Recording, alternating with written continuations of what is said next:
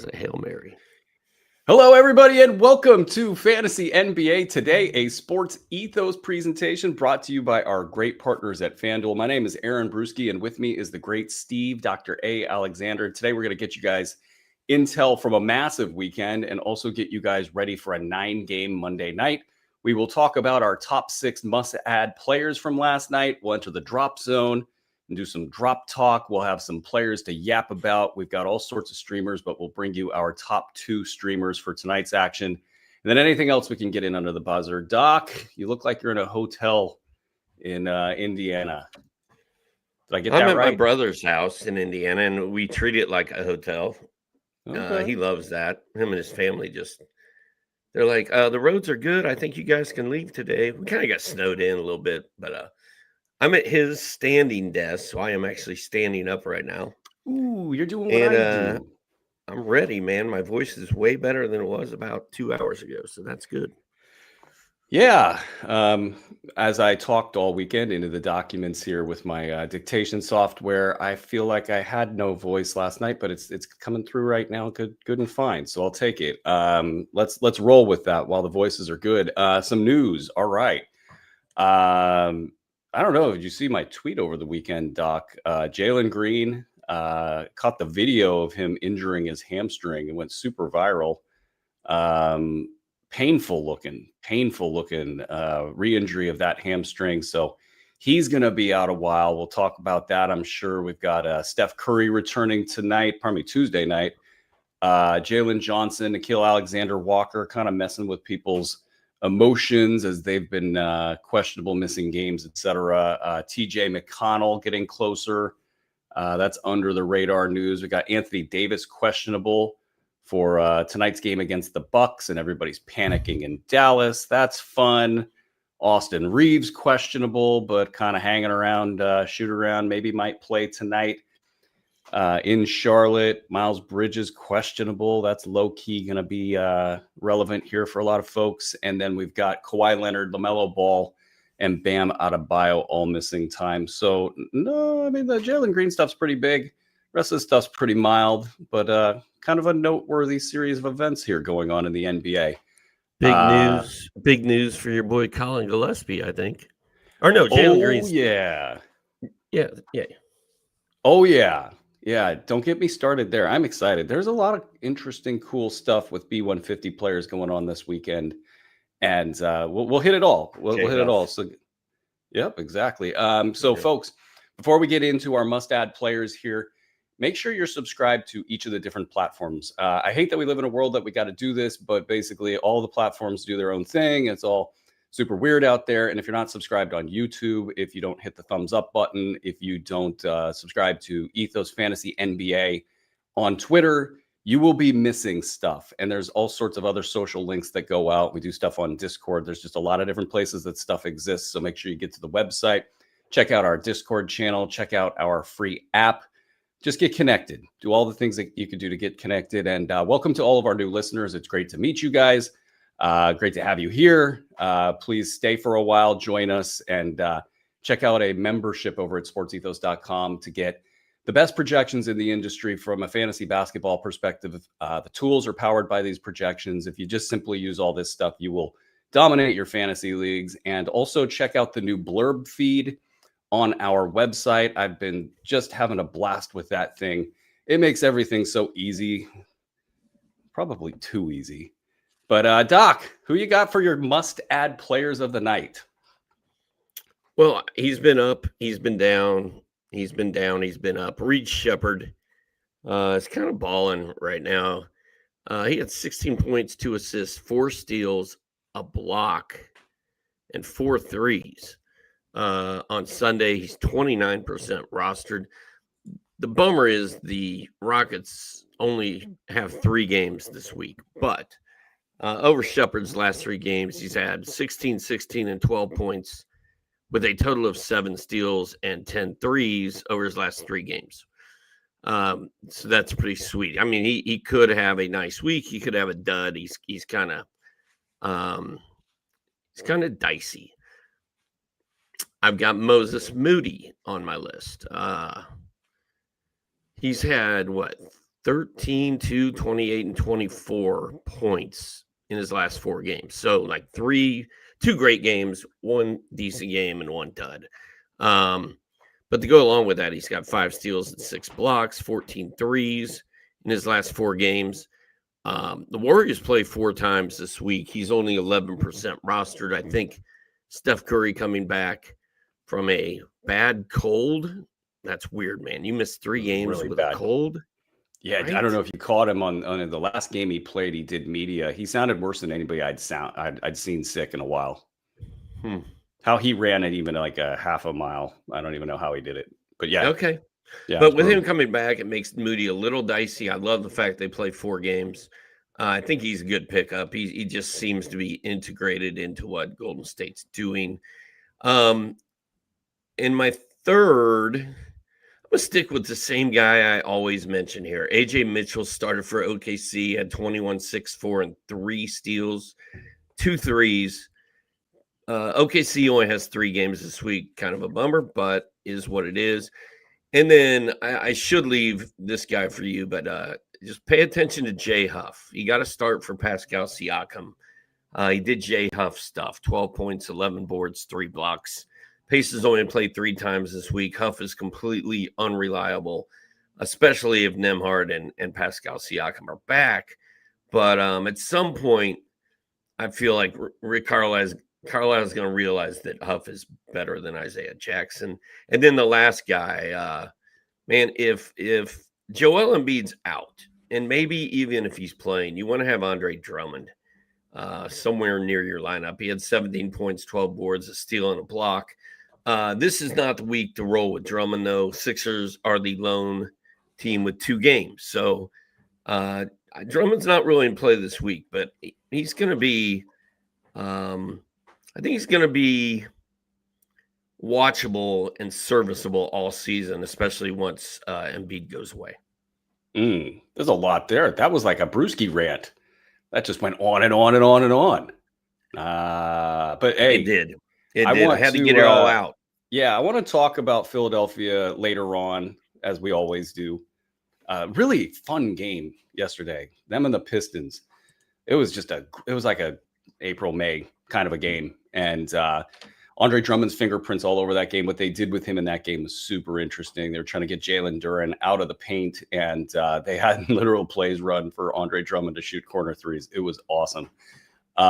Echoing your points on Reed Shepherd, there's something about Reed right now where he's so much more confident this last week than he was the prior 2 weeks.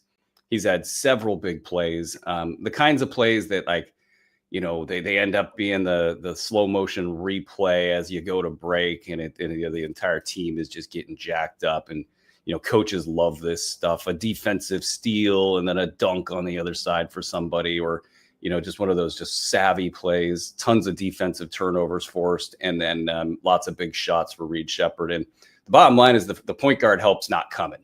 So I thought in the first week or two, they weren't prioritizing Reed Shepherd. They were prioritizing the big names. And now it feels like they've decided to do that. And they run a little bit of action for him here and there. So again, the low water mark for Reed Shepherd. I think he's a must roster player. Your Moses Moody call. I'll be talking about Moses in both my waiver wire article, which is almost ready to go. I'll get that done on the other side of the other show that I'll be talking about Moses Moody and a bunch of all 30 teams. Bunch of players, 150 players probably, right after this show in the 30-team breakdown. So stick around for that. We'll go big as we tend to early in the year on that. So we'll talk about Moses Moody then, but he's been great. I mean, he's just been a top 100 guy on the season with the ups and downs, some really big stat lines. His defensive stats are high, but you know what? Hopefully that's trend. So that's fun. Let's see. Who do I want to throw on the board here? I just want to say real quick, if you need assist, Reed Shepherd has not been doing that. He's been stealing 3 and scoring. Hardly any assists, which is weird because he's kind of a point guard. And they may be coming, but just beware that he has not been reliable for assists lately. Yeah, I think it's the Alperen Şengün thing because Kevin Durant's assists are down as well, and his turnovers are way up. He's got a 1-to-1 assist to turnover ratio right now, Kevin Durant. And I think while Şengün can get his shots, and he's got some incredible, offensive play this year. He's done all sorts of fun stuff. Like he put Wemby in jail the other day. It was just fun to watch. At some point, you can't have two of your offensive engines not assisting and have it all go well long term. So I think they'll kind of shift and see if they can figure out ways to get some of these other players involved in the offense at a higher level. And of course, that will bring Reed Shepherd's level up. It will bring Kevin Durant's level up, and on and on and on. Let's go to, I want to throw Josh Hart on the board. I'll throw a community service mention for Andrew Nembhard as well. It feels like that should be obvious. He's the point guard for the Indiana Pacers. He's back. He's struggling with his efficiency, but what else is new for everybody in Indy? And he's going to be fine this season as long as he's healthy. So put that in your pipe and smoke it. Josh Hart, though, real quiet. 11 points, 7 boards, 1 steal, 1 3. And I don't know, maybe he's still rostered in a lot of leagues out there, but it feels like all the anti-Josh Hart stuff hit, and it was all real, and it was all bad. And he's just sitting on a top 60 to 75 week this last week. 14 points, over 2 triples, over 7 boards, almost 4 assists. Practically no defensive stats in that sample, but 65% from the field. So he is doing what Josh Hart should do, and he's probably a top 100 guy on the season. So I feel like that's a little under the radar and good. So I'll go there. And then let's go to Santi Aldama, 12 points, 1 3, 9 boards, 4 assists, 1 steal, 2 blocks in this last game. Really a down start for Aldama, closer to the bottom of the top 150. And I know I had him way higher than that, and I still think he can do that. And Memphis is all sorts of weird right now. There's all sorts of problems in Memphis. Ja Morant can't hit a shot to save his life, and it's just kind of a dark cloud just kind of over this team. Nobody's ever going to get through it this season, it appears. But Aldama should be one of the good ones in Memphis, producing over the long haul as long as he can stay healthy. So I think he might be available, and I think I like the upside there. Naz Reid had a little night here, 13 points, 3 triples, 4 boards, 2 steals, 1 block. He's been very quiet this season. It feels like buy low or pick up territory for sure for him. And I think that's it. So let's switch it out of the top 6 ads of the night, which became like 20. And let's get to the drop zone. You are now entering the drop zone. Yeah, let's do it. Let's drop everybody. Let's drop their asses. Who are you dropping?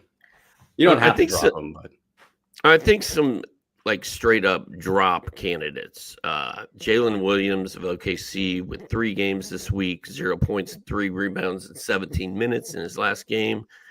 I like him in a 4-game week, generally speaking, but with 3 games, I think if you're looking to add games, I think Jalen Williams is expendable. I think your boy Adem Bona in a 2-game. Don't you say that. 2-game week. Don't you say that, Doc. No, thank you. And then Josh Minot had been good, but he had 0 points in 16 minutes. He started. He played well in his previous couple games. He only has 3 games this week, so I think chances are if you play Minot, you're going to get 1 good game and 2 not great games. So he's a luxury stash for me at this point. Like I don't want to cut him. I don't want to let go. Brew, you've already done that, and you know that the pit in your stomach that takes place when you do that, but you got to do what's best for your team as well. And then I've got some drop zone guys, some guys that just kind of suck right now, but you want me to do those now or after you go? No, I'm mad at you, and I'm going to tell you that I'm talking now. Josh Minot, he is in my drop zone here, but I'm not going to drop Josh Minot. If this is, he might lead the league in tweets at the FBI of people who bet whatever they bet on his over, and then they're tweeting the FBI saying this couldn't possibly be a thing. Come on, this is clearly, But I mean, Joe Mazzulla is not taking any guff from anybody right now, and he's just benching people left and right. He's doing it to everybody. Anthony Simons is getting benched relentlessly right now.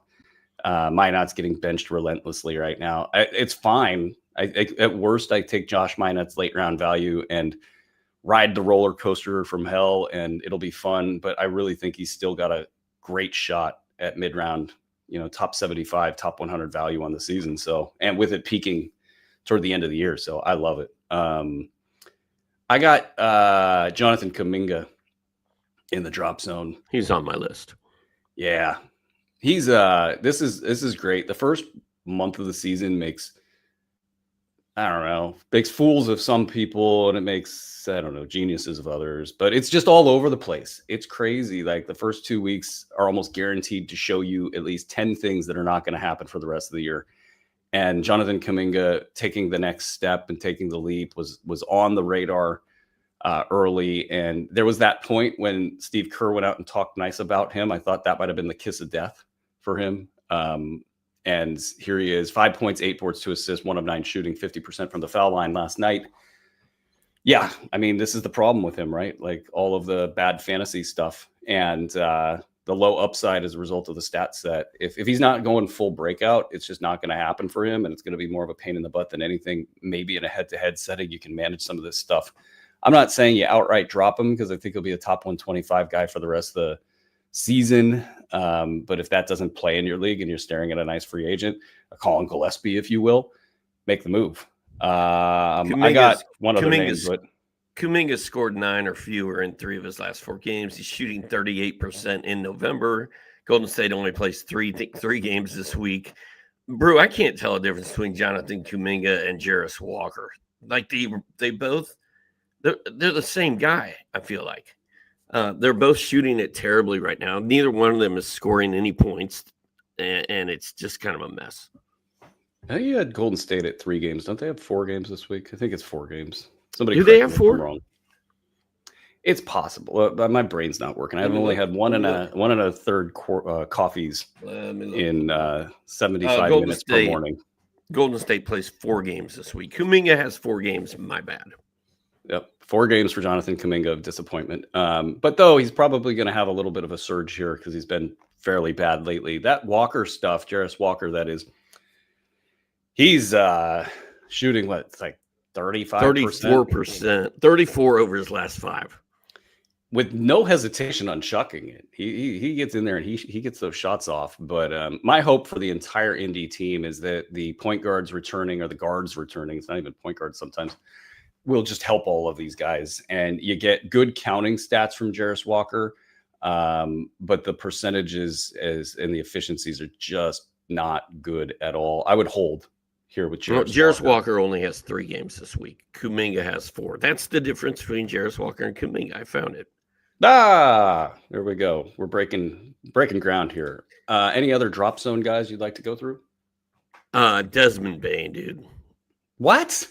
I mean, we're not dropping Desmond Bane, but could he be any worse? You got that little taste of a good stat line from him on, was it Saturday? And then yeah, we've gotten 2 good stat lines this year, and we're like in week 4. Friday. It was the Magic put out this like, it was a pick and roll with Paolo Banchero and Franz Wagner. It was so super simple. Wagner just kicked it to a small little roll to Paolo Banchero. The defense was like, "Oh, it's Paolo Banchero, we're scared," and they threw it out to Bane for a very easy 3. And you're like, "Dude, guys, you figured it out, Eureka!" Bane has scored 9 or fewer points in 4 of his last 5 games. He's been horrible all season. Orlando does play 4 times this week. I'm going to say it's now or never on Desmond Bane. Like if he has another drop, if he has another horrible week, no, you're never going to drop Desmond Bane. I don't think. You just want to punish those of us who have invested heavily in Desmond Bane. At some point, it's either going to be a good season or a lost season, and this is the week, man. A 4-game week. He's played like crap. He needs to turn around right now. And I have 2 more names, Brew. VJ Edgecombe, 12 or fewer points in his last 4 games, and they only play 2 this week. I'm not dropping Edgecombe. I'm not telling you to drop Edgecombe, but it is a little concerning. And if you sold high on Edgecombe after that first week, congratulations, because you won. And then Dennis Schroeder and Westbrook, really. Westbrook was terrible in his last game, and then Schroeder's been bad in 2 straight. But I don't know what you do with those guys. Sacramento plays 4 times this week. I'm probably just hanging on. All right, we're gonna segue into the Bruski players of the night because you took 2 of my team topics here, or player topics, with the Kings and the Philadelphia Sixers talk. Horrible person. Yeah. I owe you a burrito, by the way. I can't remember what the bet was, but I owe you a burrito. It was Phoenix. The Phoenix? Those bastards. Yeah. So remember, I need a burrito, or I need a food type and a location to send it, and it's going to be Andre. Shoot that thing my way. Yeah, seriously. Okay. So first things with the Desmond Bane stuff. This is going to be a story all year long. If they don't. Oh, so you had him queued up for my guys? No, I just wanted to riff on Desmond Bane a little bit. No. I'm sure people are panicked. The buy low should definitely still be in effect. Go out there, get aggressive with it. Send me. I think somebody sent me a really good one on Twitter 2 days ago. Just send me. I want to hear what you did to get Desmond Bane, because it can't be like this. It really can't be like this. They will all go down in a heaping, blaze of glory if they don't get Desmond Bane going, and they bet their entire future on him. That's the analysis. That's it. This will get figured out theoretically, but it will be their number one priority, I think, all season long. So we'll watch out for that. You mentioned Sacramento and Philadelphia. So let's get into my Bruski players of the night. Okay, so let's start in Philadelphia. The VJ Edgecombe stuff is very noteworthy. It's a classic reminder of, if you get yourself a first, second, third, fourth round value in the first 2 weeks of the season that nobody planned for, it's almost always the right move to sell high. And I know you were advocating for that, Doc. That was definitely smart. They're kind of overplaying VJ Edgecombe right now. And the local beat writers, Keith Pompey, of course, noticing he's tired out there. And I forget his average minutes per game right now. It's like 38 or something for VJ Edgecombe. It's a ton to ask out of a rookie. And it's starting to show a little bit out there. And you have Paul George coming back theoretically soon. The broadcast for Philadelphia was dropping little tips left and right last night. They had Paul George. Basically, if a player is not likely to return, the team's not going to put that player kind of on the spot about it. They're not going to promote the return. They'll be very dicey, keep things quiet. When you hear the broadcasts talking about, we should see Paul George back pretty soon here, pending the one final checkup with his doctor, that's a clue that that's happening. So we'll find out about that story here probably today or this week. And so you add another, log to the fire here in Philly, and that's going to hurt guys like VJ Edgecombe. It's going to hurt guys like Quentin Grimes. It's going to hurt their glut of power forwards that, are productive, to their credit, and then they kind of just disappear. Dominic Barlow, what's up? Also, Dominic Barlow returning here at some point soon, it sounds like. So things are just getting even messier in Philadelphia. But Adem Bona, ranked very highly in the B150. Folks rode this to championships last season. And so I was, as preparing for all of the different things, for Monday's a huge content day, Sunday is a huge fab bid day, all the different things. So I got this game on. Bona was outstanding. And so was Andre Drummond. Like the game itself was great, but Bona had, in 11 minutes he played, he had his 3 blocks, he had his 1 steal, he had his 4 rebounds. He was a walking highlight machine during that time. And all I was watching for in this game is it worth it to continue considering him to be a luxury stash? Like, how is he playing? What's the vibe? Because there's a couple things that with him, no matter what, are going to be true. Joel Embiid is perhaps the league's biggest injury risk. They are going to try to play Joel Embiid 26 minutes without the back-to-backs, but he's going to get significant minutes, so he's putting himself at risk. Andre Drummond looks great now, but let's talk in 30 or 40 games as the mileage continues to rack up. And then with Bona, he makes this team their best version of themselves with the defense that he provides. His pick and roll defense is outstanding. The stuff that he's doing out there is just phenomenal. So the stats aren't there. He's not a priority for them. He's not, though he did get involved in the screen game, had several very nice screen assists that had not been there in the prior games, and as he sort of stood on the outside looking in. He will be a priority at some point. He will get a chance at some point. And the question is he just playing smart basketball? Is he bringing that kind of value to the table? And the answer is yes. So I think he's a luxury stash. If you got to move on, you got to move on. This is your roster decision, but this is a guy who, when he was performing well last year, was a top 20 guy. The blocks, the steals, the boards, and the efficient field goal percentage are enough to climb him high in the ranks fast. So for me, the answer was just hold. I found a way to make it happen. I held everywhere. And we'll see how it goes. It's a 2-game week. It'll be nice and quiet. Joel Embiid will play in both games. And I'll just be watching for the same thing. Is he playing well? If he's playing well, he'll get an opportunity this season. If he's not playing well, then you kind of got to look at this as a loss and move on. That's the one. Do you have any comments before I just blah through the rest of the show? I have a Paul George take. Mike Meach on Twitter. I saw this and I stole it and posted it on myself. He wrote on this little blurb. I actually saw it on Facebook. I never saw Philadelphia care less about a superstar on a max contract than Paul George. I don't think there's one Paul George fan in this city, and nobody's even angry that he's not playing. It's just a waste of $212 million. I'd rather him go away. Here. Well done. Yeah, it's life comes at you fast, right? Like these young, whippersnappers are just ass kicking out there, and Kelly Oubre is playing great. That's the thing about it.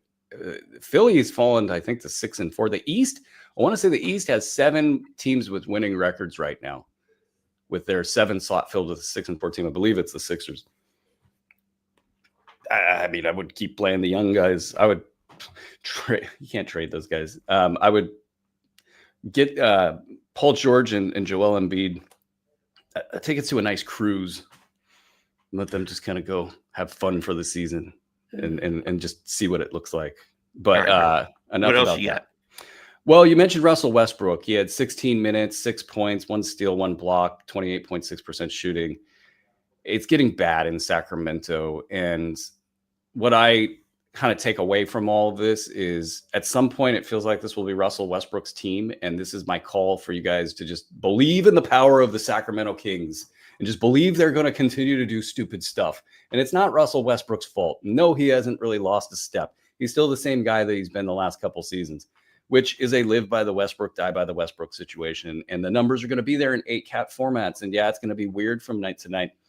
But he's just this guy that survives this kind of stuff. And, there's plenty of levels of crazy that will occur that could throw anything off in Sacramento. But it just feels like this might be a moment to ignore the stat line for Russell Westbrook and just sort of let things play out.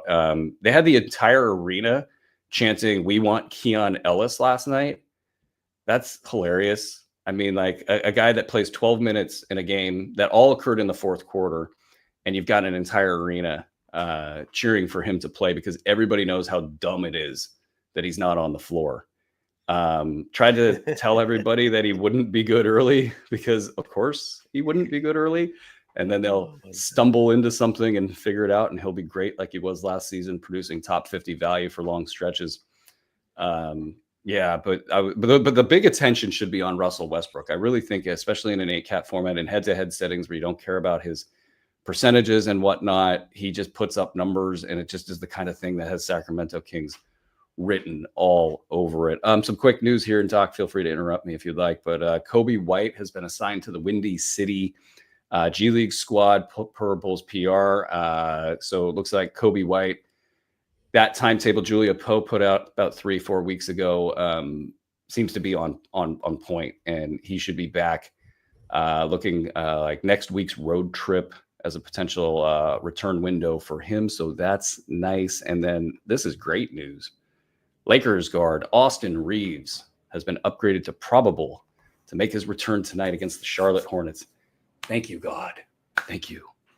I needed that. The Lakers are -9 in that game. So that's interesting odds from FanDuel.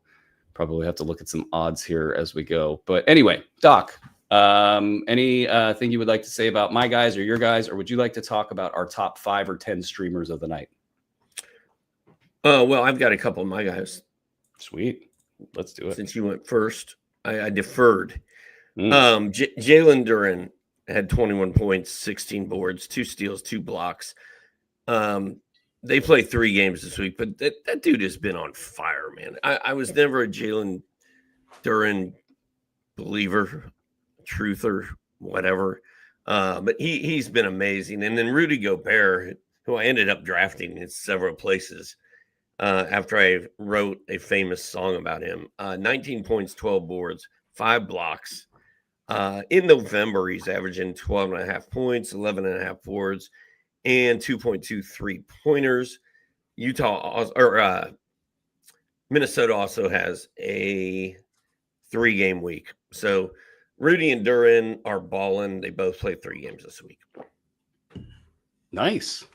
Duren's they just told him to go out there and do stuff. I forget which broadcast was talking about that. It's probably their home broadcast, but they're just, hey, you're big, you're huge, go do stuff. He's in beast mode. Oh, Brew, this just came through my feed. Rudy licked a microphone. Rudy licked a microphone. My Corona. I was hoping you were going to do that. I was going to give you at least some music behind that. You have a fan in Andre right now. Andre loves you in the chat. Blew it. Yeah, I don't think you're ever going to get around that one. Okay, cool. Well, let's get to our streamers because there's quite a bit of streaming action here tonight.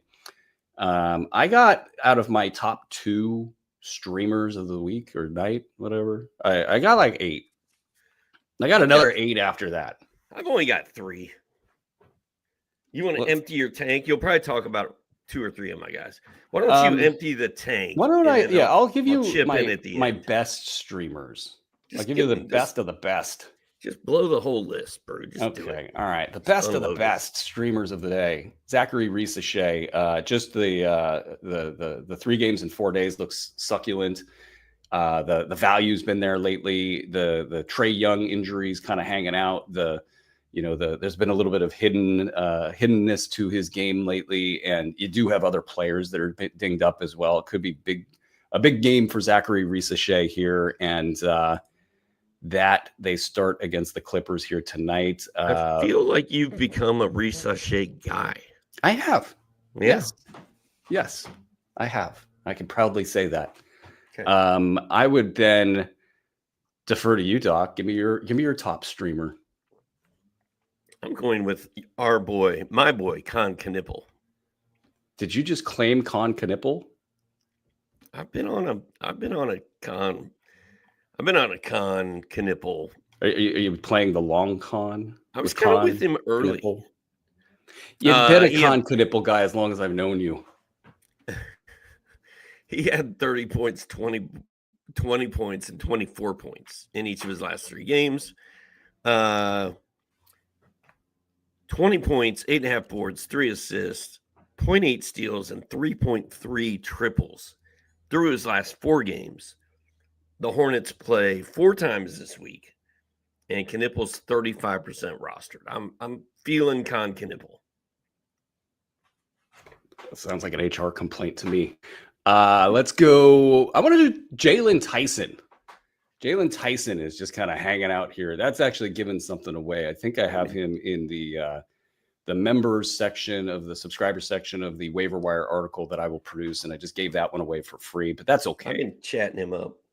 Yeah, you have. But you know what? He's like in high stakes leagues that are 200 player teams. He's just like available for easy money, and I don't get it because he's been a top 80 to 100 guy. He's also, kind of the new shiny toy, but it's Cleveland, so you didn't hear about him much last season during the dominant, super depth squad that really did well. Like he didn't make any noise last season, really. But he showed up on film. He looked great in the offseason. All the preseason stuff looked good. And he's now the center of that, kind of small forward, openness that they've got there. You've got guys out. You've got Jalen Tyson just there every night producing. So I kind of think he's just going to do this for the rest of the season. If you can get in on that against Miami tonight, and you got a stream plus more. So Jalen Tyson is number 2 for me. Who's number 2 for you, Doc? I've got Sadiq Bey, and he's not going to fill it up for you across the board. But if you just needed somebody who's going to score some points, play a lot of minutes, and put up numbers, I think Sadiq Bey is good. His rostership is up to 9%. I think it was like 3% last week. So 16 points, 5 rebounds, 3 threes over his last 3 games. He's one of the few guys in New Orleans that I feel like I can depend on. So I'm kind of feeling Sadiq Bey. And the only other guy I got written down is Jaime Jaquez. 18 points, 7 boards, 5 assists, 42% rostered. I love the guy. I've got him on every single team. The Heat only play 3 times this week. All right, I'm in a quagmire here, trying to not read Andre's jokes in the chat and keep a straight face here on air. I'm not in the chat. I need to get there. Yeah, it's fun today. And then I'm trying to pick between Derek Queen and Trey Johnson. I feel like Trey Johnson or even Ron Holland, these are the better, smarter plays. But then Derek Queen is like going to Dairy Queen and ordering a Blizzard, because why not? You already gained 10 pounds this weekend. You could just keep going for more. But Trey Johnson is he's slid lately, had a back issue. Washington got bounce back games out of CJ McCollum this weekend. That was interesting there. So, people looking at Trey Johnson like, you're not a thing. You're not going to be good this year. He's probably available on waivers. And I feel like him being a top 75 guy kind of at minimum for February, March, and April just seems like a pretty good bet, a good odds bet for right now. Ron Holland went 3 of 15 last night in his start for Isaiah Stewart and didn't have the good game, but he was really good in that 15 game. Shots. This game, yeah, that's what I actually am happy about the shots. I'm not so concerned about the misses and famous last words right there. But like Holland was a baller that game. Yes, dad jokes. I got I'm just reading the chat, dude. It's it wasn't me. Chat. It's not fit for TV. No, it's not. Andre, keep going. I'll try not to laugh in the middle of your speech. It's always a great way to endear confidence. I'll try not to laugh in the middle of your speech at you. Jake LaRavia has been performing well, and he probably is rostered in a lot of situations, but he seems like a great stream. In fact, that game, though, with Austin Reeves probable, it does change a little bit of the dynamic here. But prior to that news, LaRavia, Hachimura, Marcus Smart, each of them playing at a late round level right now. So you could play them in a stream against Charlotte, who's terrible, and it feels like a great matchup to do so. And then you flip it around and you look at those guys. You got Knipple, Moussa Diabate, Sion James, Trey Mann, Colin Sexton. It's like the all stream game. Take your pick of streamers, and I'll just fly through a couple of the rest of them. Harrison Barnes, Keldon Johnson, Julian Champagny have been decent streamers lately. Devin Vassell might be available. He might be a streamer. You got Trey Jones and Kevin Herter that could be better if Josh Giddey's ankle is restrictive for him. Aya Dosunmu as well. Might even be a little bit of a last hurrah with Kobe White coming back. So give them a look. Giannis played to exhaustion against Houston in that game. It was really kind of sad watching him try to steal the ball from Şengün late when he had no chance, and that ended up losing the game for them. But it felt like he gave it all. And if he didn't play tonight, that wouldn't be shocking. Gary Trent, Cole Anthony, Kyle Kuzma, and Milwaukee gets 3 games in 4 nights. Yep, that's right. Kyle Filipowski, smoke him if you got him. I don't know. Alvarado, Jeremiah Fears, Bogdan Bogdanovic. Each of those guys that I just named could have late round value and actually projects probably to have late round value. So there's a ton of streamers, and I don't think they distinguish themselves from each other.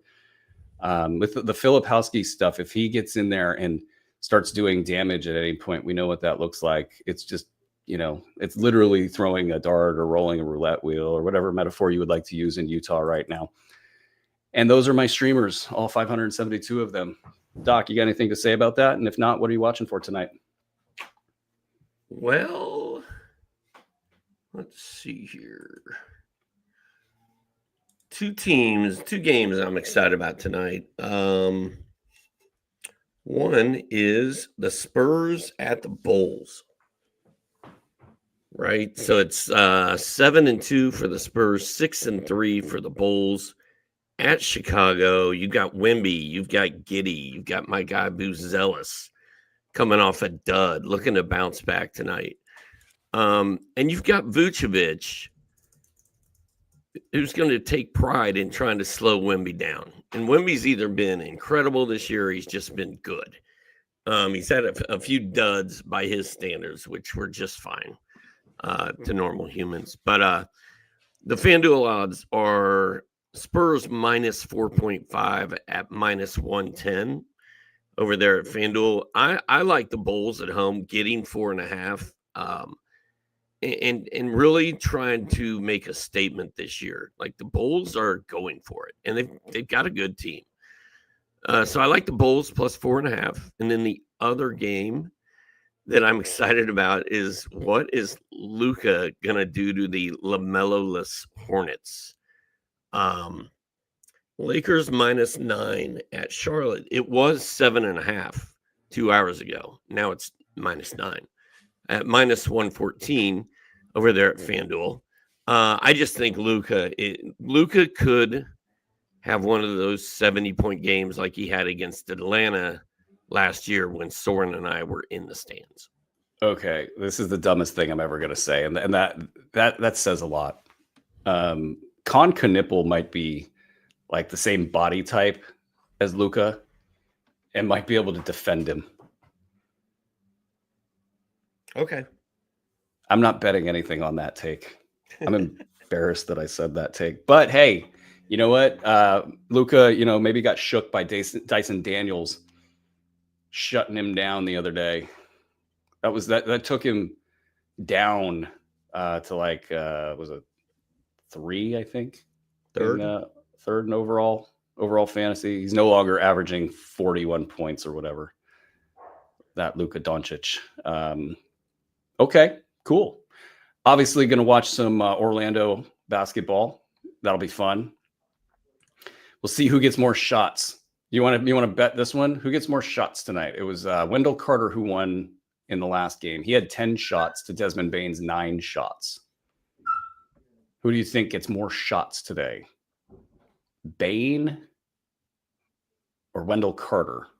It better be Bane. It's a choice. It's a choice. It's a really tough choice if you're the Orlando Magic. I'm glad you repeated that question because my brother's dog is going bananas right next to my room. Hello, dog. What's up, dog? So I will also be watching the Spurs because De'Aaron Fox and seeing how that all plays out. And then Stephen Castle has been pretty good. This might actually be a really good thing for him because he might just get more efficient, lose the turnovers, maybe less free throw volume. Like this could be good for him. And they might be the kind of optimized version of themselves from a fantasy perspective until Dylan Harper gets back. I'll be watching the Dallas game. In fact, was hoping to get some FanDuel odds on that because I think when I looked at it last, it was +2 for Dallas. And we will get that here. We have +2.5, minus 110 over at FanDuel. The Bucks with the the tough game, and I hate this spot with them losing in that game because they probably come out fired up in this game. But Dallas has their backs against the wall. It'll be really interesting to see if Anthony Davis plays in this one because all of the talk, it feels like he kind of wants to play, but they're maybe wisely not letting him play. And all of the pressure on Nico Harrison right now. They lose this game, it's going to get loud. And who knows, maybe they throw it, metaphorically speaking, to just get through this Nico Harrison stuff, to get that out of their system. Maybe that occurs. But I saw a fake ad on Twitter for Nike's latest shoe, and it was They put a Nike swoosh on the walking boot that Anthony Davis was wearing. Like, just do That's it. mean. That's mean. Really. Utah, I want to watch. Like, I feel like you can't. So there's not been a player in Utah inside of the top 100 this past week. It's been bad there, and even by Utah standards, and whatever this pivot occurs, it feels like you're going to have Kyle Filipowski, maybe Ace Bailey, maybe Taylor Hendricks. It feels like Yusuf Nurkic can have value in this scenario, but it's when does the commitment from Utah go beyond Keontae George and beyond Lauri Markkanen? Feels like they've been committed to these two guys getting their production, but everybody else can just go take a number and sit at the bottom of the top 300. So minus Nurkic, who's been able to kind of carve out a semi-consistent role in the top 150. It's not great, but it's something. And then Phoenix, they're a fantasy basketball machine right now. And they get New Orleans at home, and it's post Jalen Green injury and Colin Gillespie. Grayson Allen's been great. Royce O'Neal, Ryan Dunn, Mark Williams. Devin Booker's balling right now. It just feels like Phoenix has got something going right now. Dylan Brooks is even good upon return. It's like all of them are good at the same time. And that's just going to be fun to track because I don't think it's possible for it to keep going, but it's also not impossible for it to keep going. So that's what I'm going to be watching for. Doc, you got anything else you want to add before we close this show out? I'm just going to go ahead and say I will not be watching any basketball this evening. I will be driving a packed car full of people and babies over the Great Smoky Mountains and then over the Blue Ridge Mountains in hopes of avoiding ice and snow and getting everybody home tonight at midnight. Probably a bad time for me to show up next to you in a car and throw my burrito that I'm giving you out the window into your window into a heap of fiery tragedy. Yes. I would have to kick your dog over the railing of the bridge. Good luck, man. That's a terrible drive. I mean, anytime we took the kiddo when they were that age, when he was that age, it was like just 8 months. Yeah, every 2 hours, every 3 hours, we're doing something. Thank you guys out there. Thank you to our new listeners. Thank you for showing up. Everybody, thank you for your support, your tweets, your retweets, your likes, all that stuff. Send your questions to us. I'm going to be doing Question Me Monday after the show, this upcoming show, the 30-team deep Bruski breakdown style show, or probably about an hour and a half of breaking down 150 players, buy low, sell high, everything in between. Thank you for watching all this stuff, and make sure you subscribe to all the different channels. Our content team has a ton of content for you guys today. Check out the cheat sheet. It is seriously the most pristine value extract is what I've been calling it lately. If you want just a straight dope, get that. NBA Fantasy Pass subscribers get that. So get to sportsethos.com. Check out a membership. Check out all the new tools. Check out the new blurb feed. Tech teams working their butts off. Definitely deserve a shout out right now for the work that they're doing on the website as we continue to try to improve this thing. And Doc, safe travels. There's a box score breakdown tonight. I don't know if it's Tim or Bill or William or who is on it tonight, but those dudes are rocking, and you definitely want to catch that action after all the games tonight, so you're ahead of everybody else out there racing for your waiver wire pickups.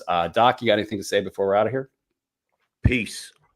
All right, guys. This has been Fantasy NBA Today, presented by FanDuel. We will see you guys tomorrow, and I will see you guys in the next 10 minutes here.